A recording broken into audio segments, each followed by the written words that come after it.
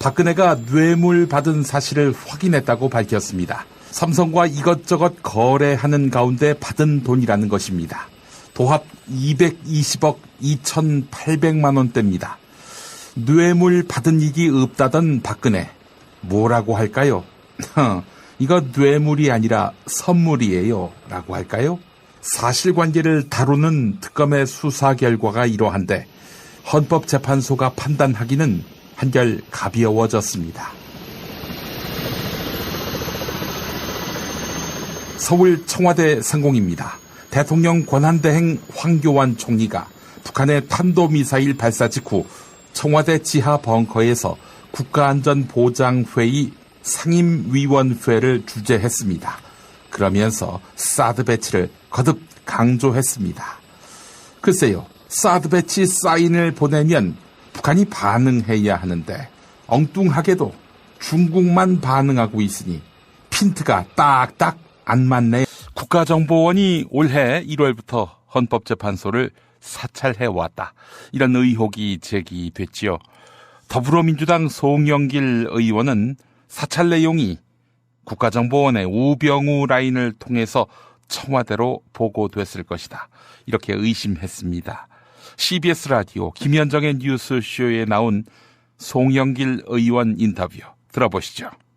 그러니까 국정원 직원 A씨가 헌재의 동향을 파악해서 상부에 보고했다. 이게 지금 다른 국정원 전 직원의 폭로인데 뭐를 어떤 식으로 파악했다는 거예요? SBS 한정원 기자의 보도에 따르면 예. 헌법재판관들의 동향이나 그 주변들을 체크해서 이 탄핵 소추 여부에 대한 것을 모니터한 게 아닌가 이렇게 생각이 듭니다. 인용이냐 이 사람 이 재판관은 인용이냐 기각이냐 각하냐 또 요 재판관은 어떤 생각을 갖고 있느냐 요거를 파악했다는 거예요. 그게 가장 궁금한 사항이 아니겠습니까? 청와대 입장에서. 아하. 그래서 아무래도 이런 부분들이 지난번에 김기춘 비서실장 시절에 김명환 민정수석의 메모 같은 걸 보면 예. 사법부에 대한 여러 가지 체크하는 것들이 나오고 있을 뿐만 아니라 국정원이 그동안 댓글 사건이라든지 이 대법원장, 춘천지방법원장 사찰 문건 같은 것들을 있었던 걸 유추해 볼 때 예. 상당히 의심이 많이 갑니다. 예. 그 사찰 문건 여러분 기억하실 거예요. 양승태 대법원장이었죠.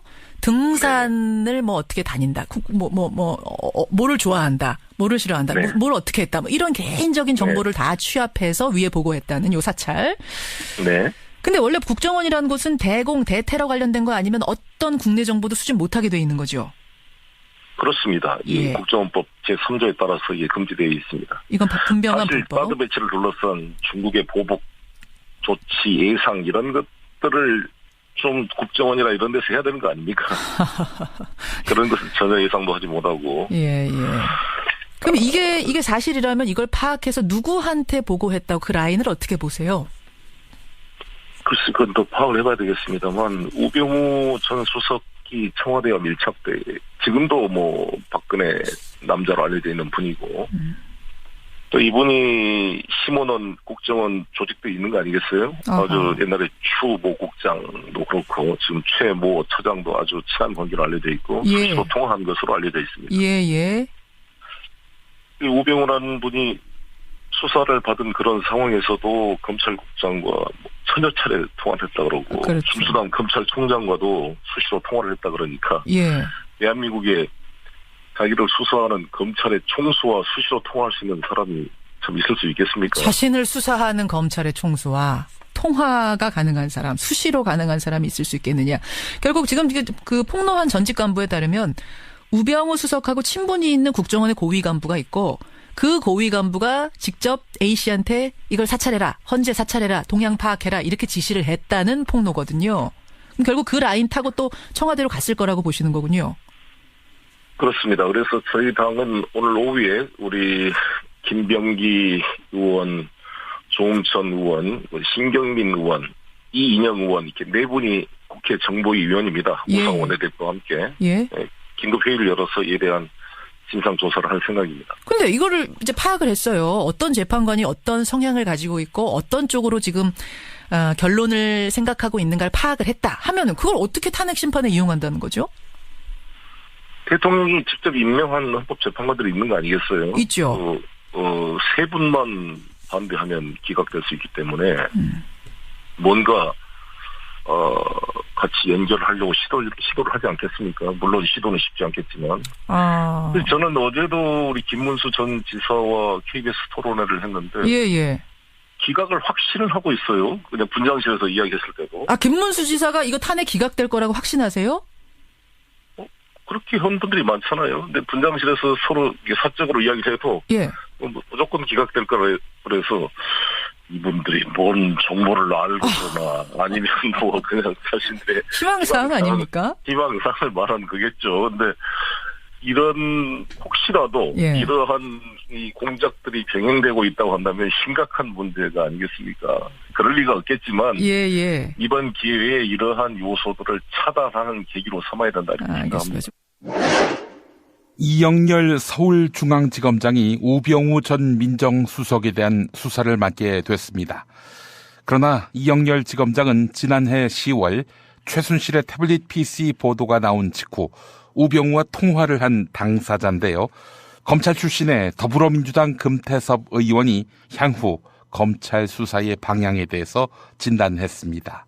TBS 라디오 색다른 시선 김종배입니다에 출연한 금태섭 의원 인터뷰 들어보시겠습니다. 김순환 검찰총장이 기존 특수본이죠. 그러니까 서울중앙지검의 특별수사본부 여기서 사건을 맡도록 이렇게 지시를 했다고 하는데요. 이 조치 어떻게 평가하세요? 예, 저도 속보를 막 봤습니다. 네. 아마 그 기존의 수사팀에서 수사하던 분들이 계시고 자료도 있기 때문에 중앙지검에 맡긴 것 같은데요.